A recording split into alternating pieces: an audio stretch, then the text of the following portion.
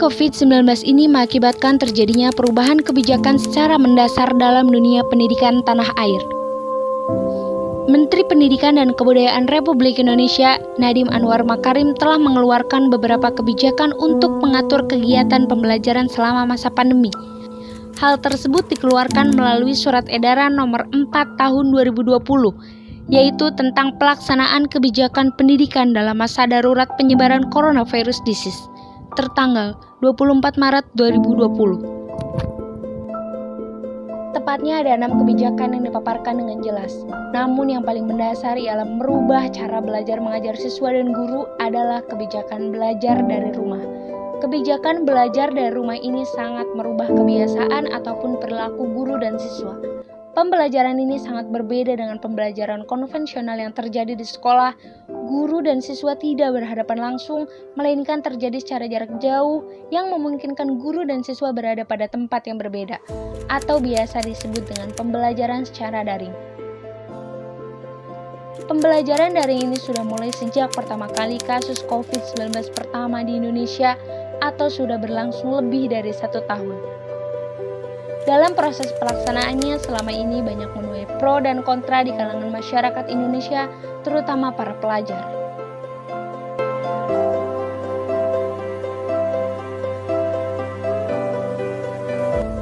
Pada tanggal 27 hari Selasa lalu, UKM Penalaran dan Keilmuan melaksanakan Coin for Right yang berisi diskusi mengenai efektivitas pembelajaran daring. Berbagai argumen pro dan kontra saling dilontarkan oleh masing-masing peserta. Ada yang menyebutkan bahwa pembelajaran daring ini adalah solusi yang efektif yang diberikan pemerintah di masa pandemi. Karena dalam prinsip kebijakan pendidikan di masa pandemi COVID-19 adalah mengutamakan kesehatan dan keselamatan peserta didik, para pendidik, tenaga pendidikan, keluarga, dan masyarakat pada umumnya, dalam rangka pemenuhan layanan pendidikan selama masa pandemi. Di samping itu, pada saat ini, kasus COVID-19 yang semakin bertambah dan Indonesia yang sangat jauh untuk memenuhi angka skema herd immunity. Di sisi lain ada argumen yang bertolak belakang.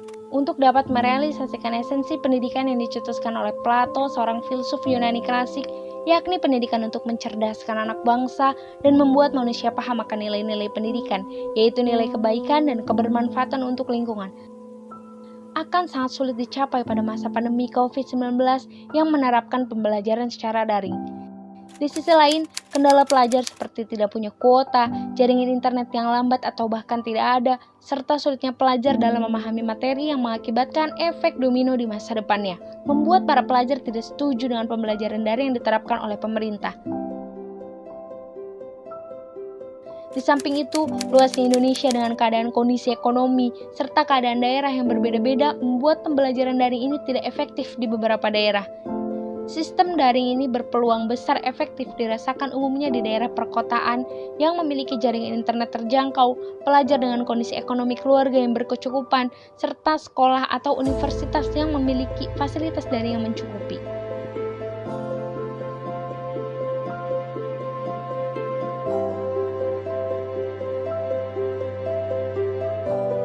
Ada beberapa solusi yang dapat ditawarkan. Yang pertama, pembelajaran daring dapat terus diterapkan dengan beberapa catatan, yakni memastikan efektivitasnya bagi seluruh pelajar. Kedua, melakukan sistem belajar offline bertahap, terutama di daerah yang secara garis besar tidak efektif untuk melakukan pembelajaran daring, dan sekolah atau universitas yang memiliki fakultas atau program studi yang mengharuskan banyak praktik secara langsung.